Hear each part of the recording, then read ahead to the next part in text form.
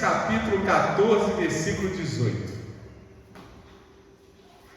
A palavra de hoje começa e termina em Gênesis, capítulo 14.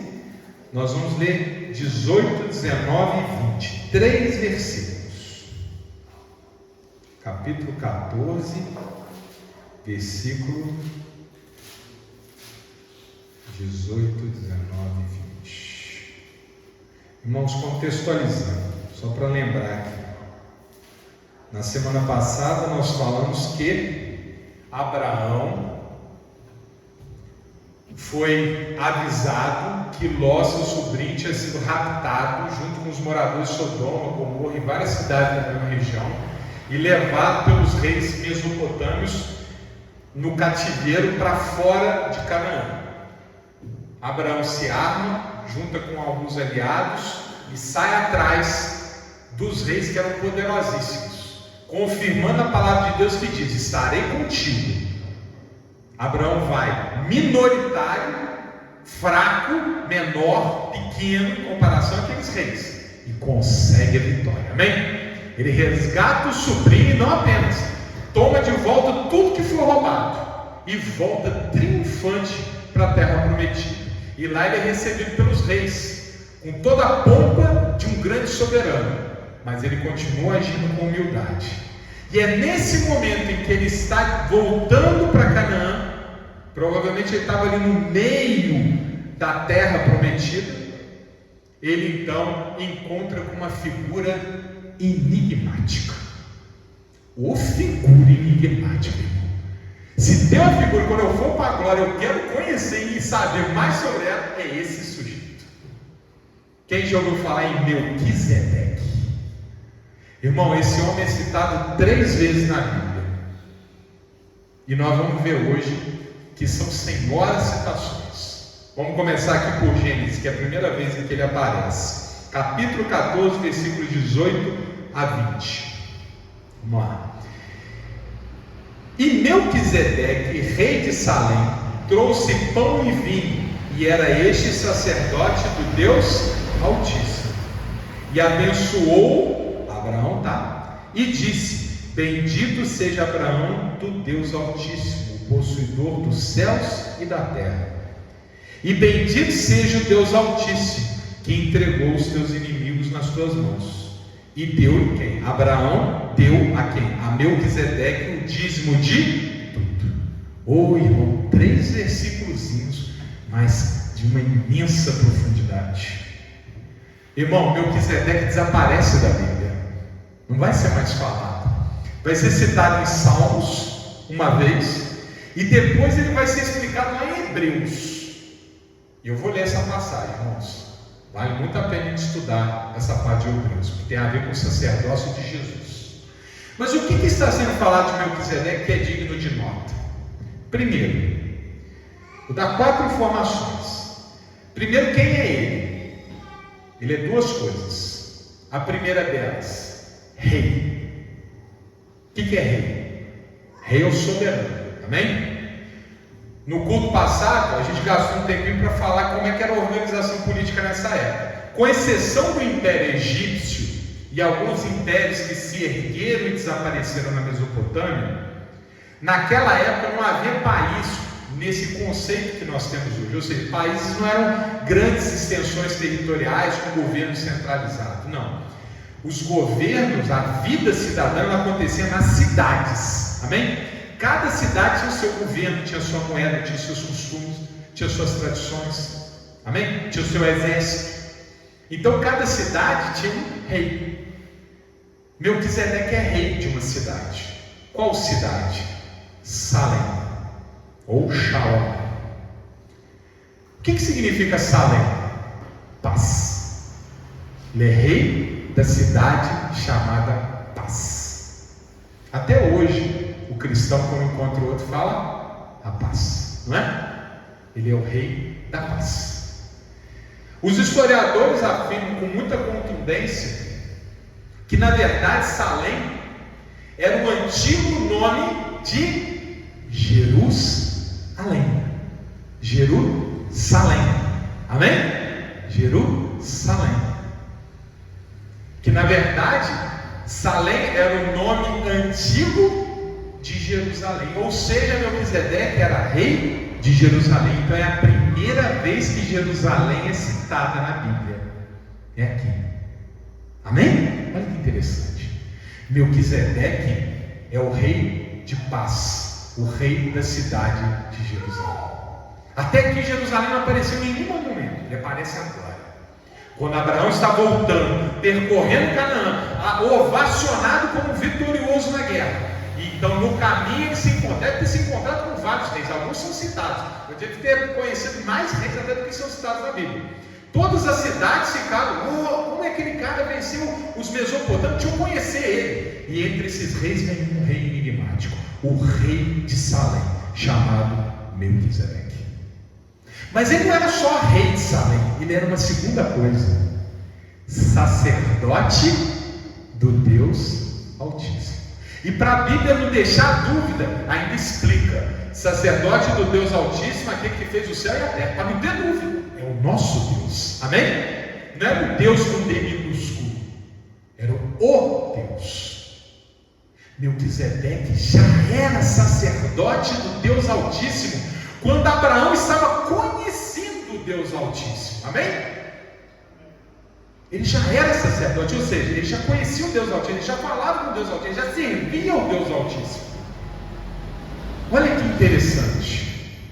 Aliás, a Bíblia, ela nos fala de alguns personagens que não fazem parte da trajetória do povo judeu e que conheciam o Deus Altíssimo, o que mostra que Deus não se revelou exclusivamente ao povo judeu, mas que o povo judeu tinha um papel particular no plano de Deus.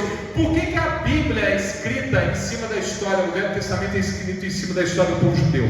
Por uma razão acima de todas as outras: porque dali viria Jesus Cristo, amém? Mas não significa que só os judeus conheceram Jesus, não. Melquisedeque já era sacerdote do Deus Altíssimo quando não existia povo judeu. Abraão não é o pai dos judeus? Os judeus não existiam. E Melquisedeque já era sacerdote. Existem outros dois personagens que a Bíblia também, na verdade 3. Um é meio duvidoso, mas 2 com certeza. O Jó não era do povo judeu. E ele conhecia Deus, não conhecia? Tem um livro dedicado a ele. Provavelmente ele era conterrâneo de Abraão. Ou seja, vivia na mesma época. Conterrâneo não. Contemporâneo, né? Contemporâneo. E o outro, que é o sogro de Moisés, Jetro.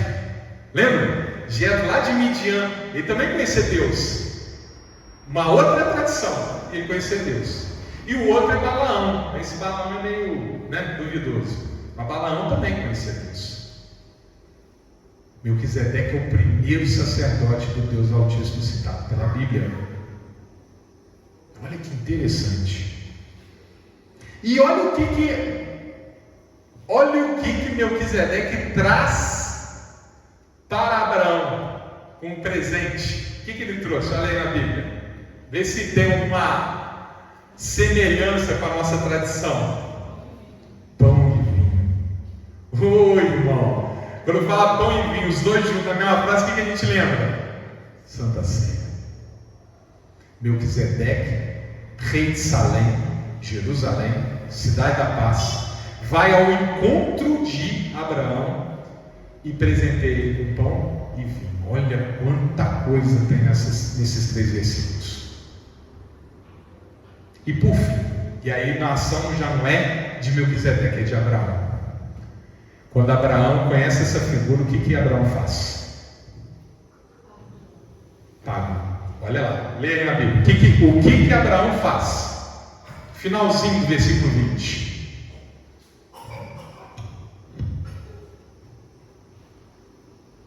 Finalzinho do 20. E deu-lhe o dízimo. Irmãos, o dízimo, a 10ª parte de tudo que ele havia conquistado na guerra contra os reis mesopotâmicos, ele devolve para Melquisedeque. Irmãos, o dízimo não veio com a lei. O dízimo já existia na época de Melquisedeque. É uma lição importante, irmãos. Abraão tinha uma lei, um ritual, tinha um pastor falando com ele: devolva o dízimo. Não. Abraão, reconhecendo a autoridade de Melquisedeque, homenageou Deus, devolveu o dízimo. É uma questão de consciência. Amém? Não tinha lei, não tinha ordenança. Ninguém estava colocando o Abraão contra a parede. Se não devolver o dízimo, vai acontecer A, B ou C. Não. Consciência. É assim que o cristão deve agir. Amém, irmão? O pastor não tem que falar de dízimo, não, irmão. Você reconheceu a palavra? Reconheceu? Então você sabe a sua obrigação. Ponto, acabou. Não precisa nem passar salvo. Deixa uma caixinha lá atrás e é cada um com Deus. Amém? Ninguém ensinou Abraão. Quem ensinou Abraão? Cadê a escola dominical de Abraão? Não tem. Abraão foi e devolveu, porque reconheceu o sacerdote. Interessante, né, irmãos? É ou não é? Que figura. Aí a gente fica assim: deixa eu saber mais do Melquisedeque. A Bíblia não vai falar mais nada. Ele vai embora, acabou. A não ser em Hebreus. Fala um pouquinho ali em Salmos, mas Hebreus vai aprofundar um pouquinho. Vamos lá. Capítulo 4, versículo 14 de Hebreus, só para contextualizar esse início.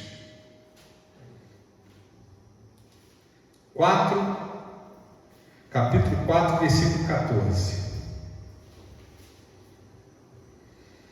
Só para contextualizar. Enquanto vocês vão achando, eu vou situar. Livro, Carta aos Hebreus. Quem escreveu? Não sabemos.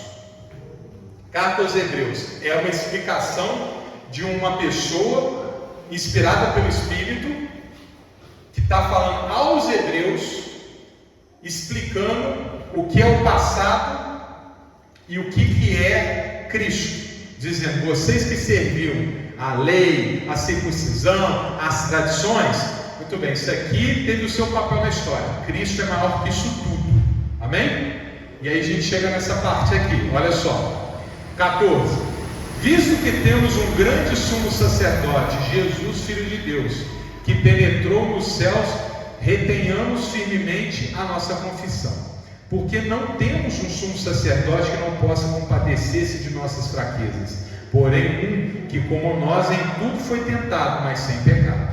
Cheguemos, pois, com confiança ao trono da graça, para que possamos alcançar misericórdia e achar graça, a fim de sermos ajudados em tempo oportuno. Só uma rápida introdução. Aqui nós estamos falando, o escritor sagrado está ensinando ao povo hebreu que antes haviam sumos sacerdotes, que eram filhos de homens. E esses sacerdotes, sumos sacerdotes, ocuparam um papel importante na história da fé. Mas que quando Cristo veio, esses sumos sacerdotes perderam valor, porque agora só existe um sumo sacerdote, que é Cristo. Qual é o papel do sumo sacerdote? Ser um intercessor, ou seja, ser o elo de ligação entre a criatura e Criador. Agora não existe mais sumo sacerdote entre homens, existe Jesus Cristo, amém? Por isso que nós não temos santos. Por quê? Porque não tem outro intercessor, só Jesus, amém? Amém? Muito bem, aí continua. Porque todo sumo sacerdote tomado dentre os homens é constituído a favor dos homens nas coisas concernentes a Deus, para que ofereça dons e sacrifícios pelos pecados, e possa compadecer-se eternamente dos ignorantes e errados, pois também ele mesmo está rodeado de fraqueza. E por essa causa deve ele, tanto pelo povo como também por si mesmo, fazer oferta pelo pecado. E ninguém toma para si esta honra, senão o que é chamado por Deus, como foi Arão. Assim também Cristo se não glorificou a si mesmo, para se fazer sumo sacerdote, mas aquele que lhe disse: tu és meu filho, hoje te gerei. Como também diz em outro lugar: tu és sacerdote eternamente, segundo a ordem de Melquisedeque. Vamos continuar a ler e a gente volta com tudo, pode ser? Vamos lá. o qual nos dias de sua carne, oferecendo com grande clamor e lágrimas, orações e súplicas ao que o podia livrar da morte, foi ouvido quanto ao que temia. Ainda que era filho, aprendeu a obediência por aquilo que padeceu.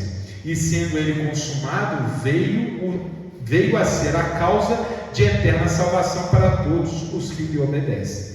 Chamado por Deus sumo sacerdote segundo a ordem de Melquisedeque. Amém? Irmãos, o que significa isso? Depois continua a leitura, amém? Vale a pena, continua, fala mais. Mas o centro aqui é dizer o seguinte: irmãos, Jesus Cristo, Ele é a consumação de tudo que o Antigo Testamento vinha falando. As pessoas cometiam pecado, o que era feito para aplacar a ira de Deus? Sacrifício. Quem realizava o sacrifício pleno, maior de todos, pelo povo? O sumo sacerdote. Ele entrava, era o único que podia entrar no lugar santíssimo uma vez por ano, fazer um sacrifício de um cordeiro perfeito, o reverendo falou disso na Páscoa, e aspergir sangue sobre a arca da aliança. Só o sumo sacerdote podia fazer isso. Só fazia uma vez por ano. E só ele entrava no lugar santíssimo, até porque eles amarravam corda no pé do sumo sacerdote, porque ele podia ver a glória de Deus, morrer ali, e não podia nem entrar para tirar ele, tinha que puxar pela corda. Amém? Irmãos, isso tudo era figura para mostrar o que seria Jesus. Primeiro, que o lugar santíssimo não é uma tenda, não é um templo, é o lugar que Deus habita. Jesus não frequenta lá, ele mora lá. Segundo, ele, não outro, não o cordeiro, mas ele próprio, Jesus Cristo, foi o sacrifício. Não foi o cordeiro que foi imolado, foi o próprio Filho de Deus.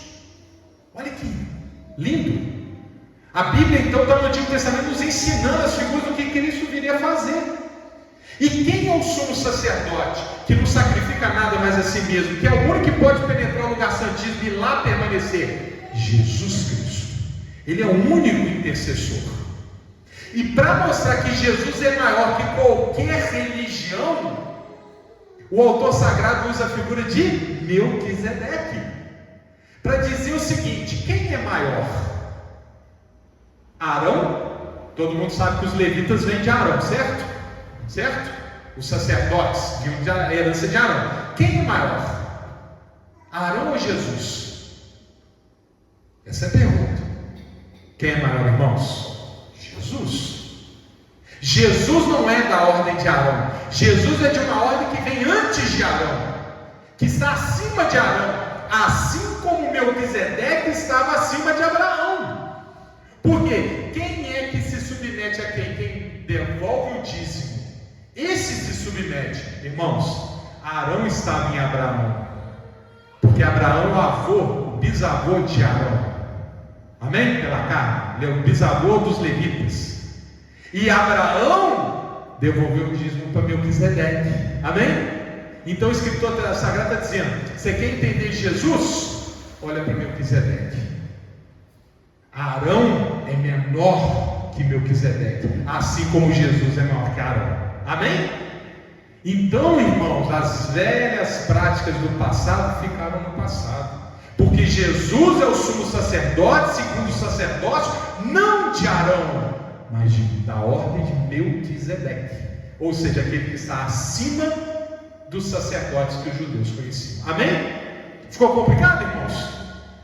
Jesus Cristo é o único e verdadeiro sumo sacerdote. Essa é a palavra. Amém?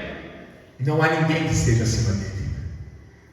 E Melquisedeque, a palavra vai continuar dizendo: que homem enigmático, não tem origem e não tem fim de dias. Ninguém sabe como apareceu, ninguém sabe como desapareceu.